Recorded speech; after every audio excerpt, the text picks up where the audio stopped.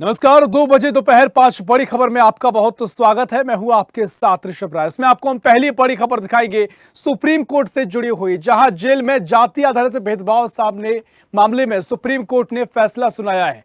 और दूसरी बड़ी खबर आपको हरियाणा से दिखाएंगे, जहां 5 अक्टूबर को होने वाले मतदान के लिए आज प्रचार थम जाएगा। और तीसरी बड़ी खबर आपको छत्तीसगढ़ से दिखाएंगे, जहां विष्णुदेव साय के नेतृत्व वाली भारतीय जनता पार्टी की सरकार ने 2 योजनाओं के नाम बदल दिए हैं। और चौथी बड़ी खबर होगी महाराष्ट्र से, जहां सत्तारूढ़ महायुति गठबंधन सीट शेयरिंग डील को लगभग फाइनल कर चुकी है। और पांचवी बड़ी खबर और आखिरी बड़ी खबर आपको दिल्ली से दिखाएंगे, जहां पुलिस ने इतिहास में अब तक की सबसे बड़ी ड्रग्स की खेप बरामद की है। तो कुल मिलाकर ये 5 बड़ी खबरें आपको स्वदेश न्यूज की टीवी स्क्रीन पर दिखा रहे हैं। तो आपको ये खबरें बता रहे हैं। पहली खबर आपको दिखाएंगे, जहां जाति ना पूछो, यानी सुप्रीम कोर्ट ने अहम सुनवाई की है और जेल में जातिगत आधार पर काम सौंपने के मामले में कैदियों को कहा है कि अगर कोई पिछड़ी जाति से है, कोई दलित है, तो उससे सफाई और अन्य काम करवाए जाते हैं। ये जातिगत भेदभाव है। ये महत्वपूर्ण टिप्पणी सुप्रीम कोर्ट ने की है। और दूसरी बड़ी खबर आपको बताएंगे, जहां हरियाणा विधानसभा चुनाव 5 अक्टूबर को होना है। उससे पहले चुनाव प्रचार का अंतिम दिन है आज, यानी 48 घंटे पहले चुनाव प्रचार पर रोक लग जाएगी। और इसी को लेकर आज तमाम जो दिग्गज हैं, तमाम दलों के बड़े नेता हैं, पूरी ताकत आज हरियाणा में झोंकने जा रहे हैं। साथ ही तीसरी बड़ी खबर आपको बताएंगे, जहां छत्तीसगढ़ में 2 योजनाओं के नाम बदले गए। क्या कुछ तस्वीर आगे रहेगी, इसकी जानकारी आपको देंगे। और चौथी बड़ी खबर, जहां महाराष्ट्र साथ साथ है, महाराष्ट्र को लेकर भी विधानसभा चुनाव की तैयारियां जोरों पर है और इसको लेकर सक्रिय सभी दल नजर आ रहे हैं। बैठकों का दौर जारी है और तमाम तरीके से तालमेल बैठाने की पूरी कोशिश की जा रही है। पांचवी और आखिरी बड़ी खबर आपको दिखाएंगे, नशे का व्यापार, जहां दिल्ली में अब तक का सबसे बड़ा नशे की खेप बरामद की गई है, ड्रग्स की खेप बरामद की गई है। 5,600 करोड़ से भी ज्यादा का खेप नशे का बरामद किया गया। तो दोपहर 2 बजे की ये 5 बड़ी खबरें आपको स्वदेश न्यूज की टीवी स्क्रीन पर दिखा रहे हैं। और विस्तार से खबरों की ओर रुख करेंगे, जहां पहली खबर आपको दिखाएंगे, जाति ना पूछो। सुप्रीम कोर्ट ने उत्तर प्रदेश बल्कि मध्य प्रदेश, राजस्थान, बिहार, पश्चिम बंगाल और तमिलनाडु समेत 17 राज्यों से जेल के अंदर जातिगत भेदभाव और जेलों में कैदियों को जाति के आधार पर काम दिए जाने पर जवाब मांगा था। सुप्रीम कोर्ट ने आज जाति आधारित भेदभाव से जुड़ी याचिका पर अपना ऐतिहासिक फैसला सुनाया। कोर्ट ने कहा कि जेल में निचली जातियों को सफाई और झाड़ू लगाने का काम सौंपकर और उच्च जाति को खाना पकाने का काम देकर सीधे तौर पर भेदभाव किया जाता है और यह अनुच्छेद 15 का उल्लंघन है। साथ ही शीर्ष अदालत ने कुछ राज्यों के जेल मैनुअल के भेदभावपूर्ण प्रावधानों को खारिज कर दिया है। जातिगत आधारित भेदभाव, कार्य बंटवारे और कैदियों को उनकी जाति के अनुसार अलग वार्डों में रखने की प्रथा की निंदा की है। मुख्य न्यायाधीश डीवाई चंद्रचूड़ की अध्यक्षता वाली पीठ ने जेलों में जाति आधारित भेदभाव रोकने के लिए कई निर्देश भी जारी किए हैं। बता दें कि शीर्ष अदालत में दायर इस याचिका में आरोप लगाया गया था कि देश के कुछ राज्यों के जेल मैनुअल जाति आधारित भेदभाव को बढ़ावा देते हैं। तो जेल मैनुअल को लेकर कड़ी टिप्पणी, सख्त टिप्पणी यहाँ पर सुप्रीम कोर्ट करता नजर आया है। तो सुप्रीम कोर्ट ने मामले में अहम सुनवाई की है। बता दें कि जेलों में जाति आधारित भेदभाव मामले पर सुप्रीम कोर्ट सख्त नजर आया है और कहा कि सुप्रीम कोर्ट ने ऐतिहासिक फैसला सुनाया, जाति आदि के आधार पर श्रम आवंटन की अनुमति नहीं। और उन्होंने सुप्रीम कोर्ट ने कहा कि अनुच्छेद 15 का उल्लंघन है। शीर्ष कोर्ट ने कुछ राज्यों के जेल मैनुअल के भेदभावपूर्ण प्रावधानों को खारिज कर दिया है और जाति आधारित भेदभाव, कार्य बंटवारे और कैदियों को उनकी जाति के अनुसार अलग वार्डों में रखने की प्रथा की निंदा की है। मुख्य न्यायाधीश डीवाई चंद्रचूड़ की अध्यक्षता वाली पीठ ने जेलों में जाति आधारित भेदभाव रोकने के लिए कई निर्देश भी जारी किए हैं। बता दें कि सुप्रीम कोर्ट में दायर इस याचिका में आरोप लगाया गया था कि देश के कुछ राज्यों के जेल में मैनुअल जाति आधारित भेदभाव को बढ़ावा दिया जाता है और इसी को लेकर सुप्रीम कोर्ट ने अहम टिप्पणी की है। तो महत्वपूर्ण खबर आपको बता दें, जहां सुप्रीम कोर्ट ने महत्वपूर्ण टिप्पणी इस मामले में की है। बता दें कि देश भर की जेलों में जिस तरीके से हालात थे, कैदियों को लेकर जातिगत आधारित मैनुअल कार्ड देखा जाता था, जिसमें तमाम भेदभाव की खबरें सामने आती थी। उसको लेकर याचिका जो लगाई गई थी, इसमें तमाम बातों का जिक्र किया गया था। उसी को आधार बनाते हुए सुप्रीम कोर्ट ने कहा, इस तरह जातिगत आधार पर मैनुअल तैयार करना काफी गलत है। अनुच्छेद 15 का उल्लंघन इसे करार दिया गया है। और इसी खबर पर और भी जानकारी के लिए दिल्ली से हमारे सहयोगी इरफान खान हमारे साथ फोन लाइन पर जुड़ गए हैं। इरफान, जिस तरीके से सुप्रीम कोर्ट ने टिप्पणी की है और जिस तरीके से सुनवाई इस मामले पर हुई है, तमाम जो राज्यों की जेलों में कैदियों के साथ भेदभाव जातिगत आधार से किया जाता था, चाहे उनको काम करने के तरीके हों, उस पर भी जातिगत रूप से इनको काम सौंपा जाता था। क्या कुछ सुप्रीम कोर्ट ने कहा है और अनुच्छेद 15 का उल्लंघन भी सुप्रीम कोर्ट ने बताया है? जी हाँ ऋषभ, बात करें जेल में कैदियों को लेकर, आज सुप्रीम कोर्ट ने संज्ञान लेते हुए जिस तरह के आदेश जारी किए हैं। मैं आपको बता दूं, देश भर की 11 जेलों में जिस तरह सुप्रीम कोर्ट ने आदेश जारी किया है और सुप्रीम कोर्ट ने साफ तौर पर कहा है कि जेलों में कैदियों के साथ जिस तरह जाति धर्म को लेकर जो है भेदभाव किए जाते हैं और उनके साथ शारीरिक शोषण किया जाता है, उसको लेकर सुप्रीम कोर्ट ने कहीं न कहीं चिंता जताते हुए उस पर रोक लगाई है। सुप्रीम कोर्ट ने साफ तौर पर कहा है कि किसी जाति के आधार पर उसका शारीरिक जो है शोषण नहीं किया जाएगा, उसके काम जिस तरह बताए जाते हैं उसकी धर्म जाति या उसकी भेदभाव नहीं किया जाएगा। यानी छोटी जातियों को छोटे काम बताए और बड़ी जातियों को बड़े काम नहीं बताए चाहिए। इसको लेकर सुप्रीम कोर्ट ने संज्ञान लेते हुए सख्त आदेश दिए हैं कि जेलों में अब जाति जो है फॉर्म पे जो जाति नहीं दर्ज की जाएगी, जाति के नाम पर भेदभाव नहीं किया जाएगा, जाति के नाम पर छोटी जाति के लोगों को कोई ऐसा छोटा काम नहीं बताया जाएगा, उसमें जाति विवाद नहीं किया जाएगा। इसको लेकर बड़ी सुनवाई सुप्रीम कोर्ट ने की है। देखिए 11 राज्यों की जेलों से जो है जवाब मांगा है। सुप्रीम कोर्ट ने साफ तौर पर कहा है कि वो जवाब दे, जेल में कैदियों के साथ भेदभाव क्यों किया जाता है, जो नहीं होना चाहिए, जो गैर संवैधानिक है। हाँ बिल्कुल इरफान, देखिए जिस तरीके से अब ये खबर निकलकर सामने आई है, याचिका लगाई गई, उसके बाद सुप्रीम कोर्ट ने टिप्पणी की, तो अब देश भर में चर्चा का विषय बनेगा और हम भी जानकारी लगातार दे रहे हैं। लेकिन बड़ी कहे कि बहुत महत्वपूर्ण बात हो जाती है जो टिप्पणी सुप्रीम कोर्ट ने की है, क्योंकि आज भी जहां जातिगत भेदभाव को मिटाने की बात कही जाती है, कस्में खाई जाती हैं, अभियान चलाए जाते हैं, उसके बाद भी ये तस्वीरें निकलकर सामने आना, ऐसी याचिका के बाद सुनवाई होना, तब पता लगना कि जो जेल में कैदियों के साथ इस तरह से व्यवहार किया जाता है, तो आज के समय में अगर इस तरह का व्यवहार जेलों में किया जा रहा है, सुप्रीम कोर्ट की टिप्पणी के बाद किस तरह का संदेश जाएगा और लोगों में कितना चर्चा का विषय बनेगा?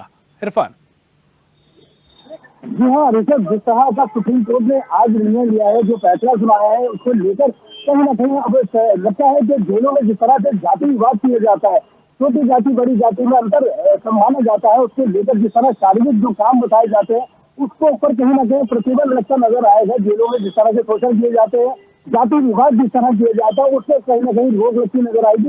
इसको लेकर मैं आपको बता दूं, जेलों में अगर बात करें कैदियों की, तो कैदियों में जिस तरह की नाराजगी देखने को मिलेगी, वो नाराजगी कहीं ना कहीं समाप्त होती नजर आएगी। हाँ बिल्कुल इरफान, देखिए तमाम मुद्दों पर हम देखते हैं कि जातिगत मामलों को लेकर सियासत भी कई बार गर्मा चुकी है। सुप्रीम कोर्ट अगर कैदियों को लेकर ये टिप्पणी करता है, तो क्या ये माना जाए, क्या आगे भी जातिगत भेदभाव को लेकर सियासत गर्मा सकती है? और सियासत ना भी गर्माए तो सामाजिक संगठन भी तमाम और भी मुद्दों को उठा सकते हैं। ये तो जेल का मुद्दा हो गया, इसके तरफ भी तमाम ऐसे मामले सामने आते हैं जहां जातिगत रूप से भेदभाव देखने को मिल सकता है। जी हाँ ऋषभ, जातिगत भेदभाव की अगर बात करें तो देश में जातिगत भेदभाव जो है अधिकतर देखने को मिलता है, जिसको लेकर कोर्ट ने जिस तरह से जातिगत भेदभाव को लेकर पहले भी कई बार इस तरह के चर्चाएं आई हैं और इस पर राजनीतिकरण भी लगातार किया गया है, लेकिन अब राजनीतिकरण पे भी सुप्रीम कोर्ट की पैनी नजर रहेगी। सुप्रीम कोर्ट ने सब कहा है कि जिस तरह देश का माहौल बिगड़ता जा रहा है जातिगत भेदभाव को लेकर, जिस तरह जातिगत भेदभाव को लेकर अन्याय छोटी जातियों पे किया जाता है, उस पर भी सुप्रीम कोर्ट ने टिप्पणी देते हुए रोक लगाई है। सुप्रीम कोर्ट ने कहा है कि जाति विवाद जो है अब समाप्त किया जाना चाहिए, जाति विवाद को ज्यादा महत्वपूर्ण नहीं देना चाहिए। जाति विवाद को लेकर जिस तरह देश की 11 जेलों से जवाब मांगा गया है, अब देखना ये महत्वपूर्ण होगा कि जेल प्रशासन जो है वो क्या जवाब देंगे और जाति विवाद की समाप्ति क्या अब यहाँ पर समाप्त हो पाएगी। निश्चित तौर पर क्या जवाब दिया जाएगा देखना महत्वपूर्ण होगा, और साथ ही किस तरह के आगे की तस्वीर नजर आएगी, क्योंकि तमाम ऐसे मामले उठते आए। और आपने ठीक कहा कि अनुच्छेद 15 का उल्लंघन भी सुप्रीम कोर्ट ने से बताया है। बहुत बहुत शुक्रिया इरफान आपका जानकारी साझा करने के लिए। और अब दूसरी बड़ी खबर की ओर रुख करेंगे, जहां हरियाणा विधानसभा चुनाव के लिए 5 अक्टूबर को मतदान होना है और सुबह 7 बजे से शाम 6 बजे तक वोटिंग प्रक्रिया जारी रहेगी। आज चुनाव प्रचार का आखिरी दिन है और शाम 6 बजे के बाद राजनीतिक दल या उम्मीदवार रैली, जनसभा, रोड शो और बैठक नहीं कर सकेंगे। लाउड स्पीकर से प्रचार करना भी बैन हो जाएगा। उम्मीदवार डोर टू डोर जाकर मतदाताओं से वोट की अपील करेंगे। वहीं दूसरी ओर विधानसभा चुनाव प्रचार को लेकर सभी राजनीतिक पार्टियों ने, वरिष्ठ नेताओं ने पूरा राज्य में प्रचार के लिए अपनी पूरी ताकत झोंक दी है। राज्य में जहां कांग्रेस पार्टी की ओर से राहुल गांधी प्रचार का नेतृत्व कर रहे हैं, वहीं बीजेपी की ओर से कई राज्यों के सीएम समेत कई वरिष्ठ नेता पार्टी उम्मीदवार के पक्ष में प्रचार करते नजर आए। तो हरियाणा में 5 अक्टूबर को विधानसभा चुनाव के लिए वोटिंग होना है, मतदान होना है और मतदान से 48 घंटे पहले चुनाव प्रचार पर रोक लगा दी जा रही है और आज शाम तक का समय है। जहां चुनाव प्रचार का आखिरी दिन आज बताया जा रहा है और आज हरियाणा में चुनाव का शोर थम जाएगा और विधानसभा चुनाव के लिए 5 अक्टूबर का दिन काफी महत्वपूर्ण, 5 अक्टूबर को मतदान होना है और आज पूरा चुनाव प्रचार थम जाएगा। इसी को लेकर सभी दलों ने, सभी वरिष्ठ नेताओं ने अपनी पूरी ताकत झोंकी है और आज प्रचार प्रसार हरियाणा में करते हुए दिग्गज नेता नजर आए, चाहे मध्य प्रदेश के सीएम हो, उत्तर प्रदेश के सीएम हो, उत्तराखंड के सीएम हो, सभी का चुनाव प्रचार भारतीय जनता पार्टी ने हरियाणा के लिए तय किया और इसके अलावा कांग्रेस से राहुल गांधी, प्रियंका गांधी और भी तमाम ऐसे बड़े नेता लगातार प्रचार करते नजर आए और अभी भी प्रचार के आखिरी दिन पूरी ताकत झोंकी जा रही है। तो हरियाणा में 5 अक्टूबर को विधानसभा चुनाव होंगे और साथ ही 8 अक्टूबर को परिणाम आएंगे, लेकिन उससे पहले क्या तस्वीर होगी, लोग किस तरीके से मताधिकार करेंगे, उसका आधार बन चुका है। प्रचार प्रसार आज खत्म होने वाला है, इसी पर और भी जानकारी लेंगे, लेकिन आपको इससे पहले बता दें जहां हरियाणा में विधानसभा चुनाव के लिए चुनाव प्रचार का आखिरी दिन आज है और हरियाणा में आज चुनावी शोर थम जाएगा और इसको लेकर भारतीय जनता पार्टी हो, कांग्रेस हो, आम आदमी पार्टी हो या तमाम क्षेत्रीय दल हों, तमाम तरीके से चुनाव प्रचार में जुटे हुए हैं और आज का दिन सबसे अहम, क्योंकि आज पूरी ताकत होकी जाएगी और इसको लेकर ही लगातार सक्रियता सभी दलों की दिखाई दी थी, किस रणनीति के तहत आगे बढ़ना है। अब चुनावी शोर थम गया है और इसी खबर पर और भी जानकारी के लिए चंडीगढ़ से भी रुचि पंखिल वर्मा हमारे साथ फोन लाइन पर जुड़ गए हैं। पंखिल, आज चुनावी शोर थमने जा रहा है और अब चुनाव से यानी मतदान से 48 घंटे पहले आचार संहिता भी लागू होगी और चुनाव पूरी तरीके से जो प्रचार प्रसार है वो थम जाएगा। फिलहाल अगर जिक्र करें, क्योंकि अब वो समय आ गया जिक्र करने का, किस पार्टी ने कितना प्रचार किया है, किस तरीके से जनता के बीच पहुंची है और कितनी मजबूत पार्टियों ने स्थितियां पैदा की है, आज कम से कम इसका आकलन किया जा सकता है? पंखिल, तो फिलहाल संपर्क नहीं हो पा रहा, लेकिन आगे जानकारी लेने की कोशिश करेंगे। और इसी बीच तीसरी बड़ी खबर की ओर रुख करेंगे, जहां छत्तीसगढ़ में मुख्यमंत्री विष्णुदेव साय के नेतृत्व वाली भारतीय जनता पार्टी की सरकार ने पूर्व प्रधानमंत्री राजीव गांधी के नाम वाली 2 योजनाओं के नाम बदल दिए हैं।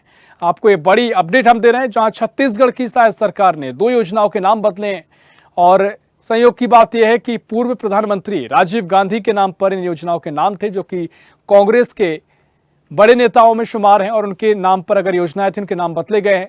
और बीजेपी की सरकार छत्तीसगढ़ में है। राज्य में नगरीय प्रशासन और विकास विभाग की इन 2 योजनाओं का नाम बदलकर जनसंघ के दिवंगत नेता पंडित दीनदयाल उपाध्याय के नाम पर रखा गया है। राज्य के वरिष्ठ अधिकारियों ने बताया कि छत्तीसगढ़ नगरीय अधोसंरचना विकास निधि से संचालित 2 योजनाओं के नाम बदले गए हैं। इस संबंध में 18 सितंबर को आदेश जारी किया गया था और 30 सितंबर को सरकारी वेबसाइट पर अपलोड किया गया। अधिकारियों ने बताया कि राज्य में राजीव गांधी स्वावलंबन योजना का नाम बदलकर पंडित दीनदयाल उपाध्याय स्वावलंबन योजना कर दिया गया है। वहीं राजीव गांधी आजीविका केंद्र योजना का नाम बदलकर पंडित दीनदयाल उपाध्याय आजीविका केंद्र योजना कर दिया गया है। उन्होंने बताया कि दोनों योजनाओं का नाम पहले पंडित दीनदयाल उपाध्याय के नाम पर था, लेकिन पिछली कांग्रेस सरकार ने 2019 में इन्हें बदलकर राजीव गांधी का नाम कर दिया था। यानी योजनाओं के नाम के बदला बदली की प्रतियोगिता पार्टियों की सरकारों में देखी जा रही है। उप मुख्यमंत्री अरुण साय ने कहा कि पहले ये योजनाएं पंडित दीनदयाल उपाध्याय के नाम पर थीं और अब इनका नाम फिर से उनके नाम पर कर दिया गया है। यानी योजनाओं के नाम की भी घर वापसी हुई है। और इसी खबर पर और भी जानकारी के लिए रायपुर से हमारे सहयोगी सुधीर वर्मा हमारे साथ फोन लाइन पर जुड़ गए हैं। सुधीर, जिस तरीके से 2 योजनाओं का नाम बदला गया है, मुझे लगता है कि सियासत जमकर गरमाएगी और कमाल की बात यह है कि कांग्रेस ने भी जब सरकार थी तभी भी योजनाओं के नाम बदले थे और फिर से बीजेपी ने आते ही बदल दिया है। किस तरीके से मामला देखा जा रहा है? का नाम बदला गया है, जिसके बाद कहीं ना कहीं प्रदेश की जो सियासी है वो कहीं ना कहीं तेज हो चुकी है। जिस प्रकार से जो योजनाओं का जो बदलने का जो दौर है वो लगातार जारी है। हमने बीते दिनों देखा भी जिस प्रकार से ऐसी कई योजनाएं हैं जिनका नाम बदला गया था और अब कहीं ना कहीं 2 बड़ी योजनाओं का नाम एक बार फिर से बदला गया है, जिसमें बताया जाएगा कि जो कांग्रेस शासनकाल में 2 ऐसी योजनाएं थी जिनका नाम राजीव गांधी के नाम पर रखा गया था, जिसके बाद जब प्रदेश में सत्ता परिवर्तन हुआ तो उन तमाम 2 बड़ी योजनाएं थी उनका नाम पंडित दीनदयाल उपाध्याय जी के नाम पर रख दिया गया, जिसके बाद कहने के प्रदेश की जो सियासी है वो कहना एक बार फिर से गरमा चुकी है और लगातार बयान भी सामने आ रहे। बीते दिन जिस प्रकार से देखा गया था कि डिप्टी सीएम अरुण साह द्वारा भी कहा गया था कि इन योजनाओं का नाम पहले इन्हीं के नाम पर था, परंतु प्रदेश में कांग्रेस की सरकार आई जिसके बाद इनका नाम बदल दिया। परंतु हमने वापस से इस योजना को नाम कहीं ना कहीं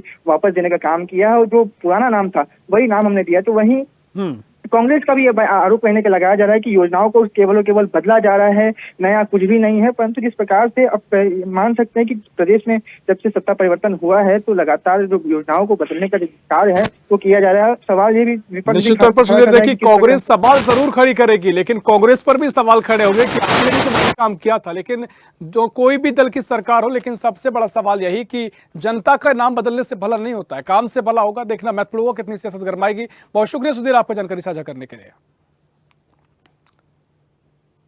और रुक करेंगे अगली बड़ी खबर की ओर, जहां महाराष्ट्र में इसी साल के आखिर में विधानसभा चुनाव होना है और आगामी महाराष्ट्र विधानसभा चुनाव से पहले सभी गोटियां सेट करने में जुट चुके हैं। सत्तारूढ़ महायुति गठबंधन सीट शेयरिंग डील को लेकर लगभग फाइनल कर चुकी है और सूत्रों का कहना है कि भाजपा, शिवसेना और एनसीपी के बीच सीटों पर सहमति बन गई है और कौन कितनी सीटों पर चुनाव लड़ेगा लगभग ये भी फाइनल हो गया है। बस केवल कुछ सीटों पर बातचीत बाकी है, ये भी जल्दी फाइनल हो जाएगा। महायुति गठबंधन में भाजपा, एकनाथ शिंदे की नेतृत्व वाली शिवसेना, अजित पवार के नेतृत्व वाली एनसीपी यानी राष्ट्रवादी कांग्रेस पार्टी शामिल है। महायुति में बीजेपी ही बड़े भाई की भूमिका में होगी।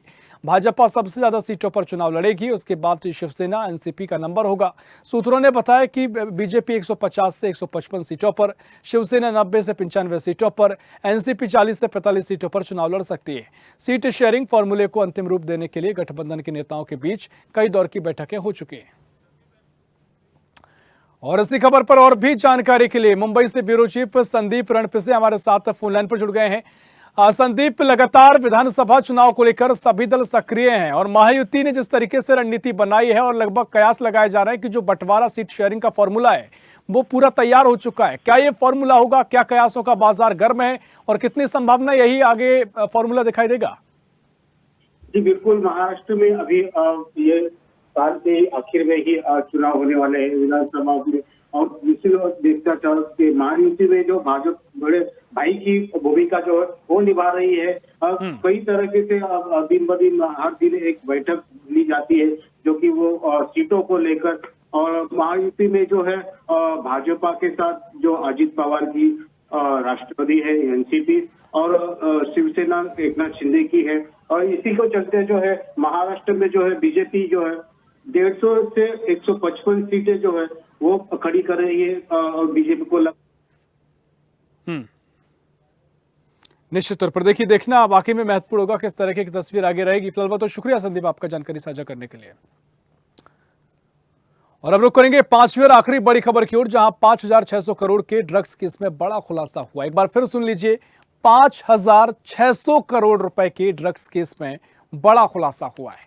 दिल्ली पुलिस की स्पेशल सेल ने बड़ी कामयाबी हासिल करते हुए मादक पदार्थों की अपने इतिहास में अब तक की सबसे बड़ी खेप बरामद की है। दिल्ली पुलिस ने एक अंतर्राष्ट्रीय गिरोह का पर्दाफाश कर 4 मादक पदार्थ तस्कर तुषार गोयल, भरत कुमार जैन, औरंगजेब सिद्दीकी और हिमांशु कुमार को गिरफ्तार किया है।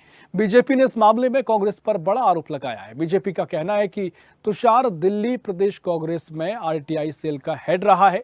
बीजेपी प्रवक्ता और सांसद सुधांशु त्रिवेदी ने देश को बर्बाद करने में शामिल ड्रग डीलर्स के साथ कथित संबंधों के लिए कांग्रेस की आलोचना की है और मुख्य विपक्षी दल से स्पष्टीकरण मांगा है। बीजेपी सांसद सुधांशु त्रिवेदी ने कहा कि कल दिल्ली में 5,600 करोड़ रुपए की ड्रग्स जब्त की गई। सिंडिकेट का मुख्य आरोपी और kingpin Tushar Goyal Bharatiya Yuva Congress RTI cell का प्रमुख रहा है। और इसी खबर पर और भी जानकारी के लिए दिल्ली से हमारे सहयोगी मनोज शर्मा हमारे साथ ज्यादा जानकारी के लिए फोन लाइन पर जुड़ गए हैं।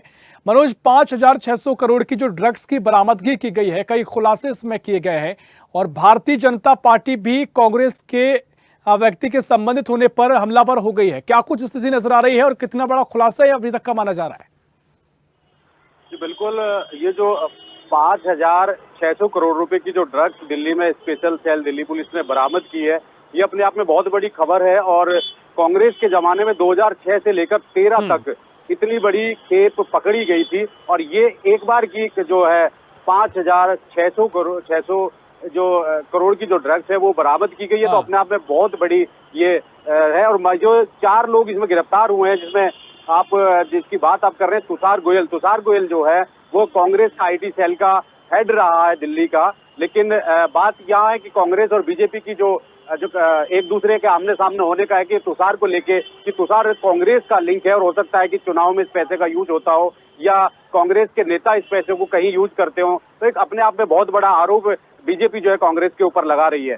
और सवाल ये उठता है कि सुधांशु त्रिवेदी जो बीजेपी के प्रवक्ता हैं, उन्होंने साफ शब्दों में हुड्डा सरकार पर जो हरियाणा में थी उनके ऊपर आरोप लगाया कि कहीं ना कहीं ये लोग उससे कहीं संबंधित है और इस पैसे का जो यूज है वो चुनाव में जो क्योंकि हरियाणा में चुनाव को प्रभावित करने के लिए यूज हो रहा है। जी निश्चित तौर पर देखिए, मुझे लगता है कि इस पर आगे और भी ज्यादा सियासत गरमा सकती है, क्योंकि कांग्रेस भी निश्चित तौर पर हमलावर होगी कि कांग्रेस जो कहती आई है केंद्र में आपकी सरकार है कि उस तरह के मामले सामने आ रहे हैं। और गुजरात का हवाला भी कांग्रेस देती आई है, जिस तरीके से पोर्ट पर वहां ऐसी कार्रवाई देखने को मिली थी। देखना महत्वपूर्ण होगा क्या सियासत आगे गरमाती। बहुत शुक्रिया मनोज आपका जानकारी साझा करने के लिए। और 2 बजे दोपहर 5 बड़ी खबर में फिलहाल इतना ही। देश प्रदेश की और भी खबरों के लिए देखते रहिए स्वदेश न्यूज, सबसे पहले देश।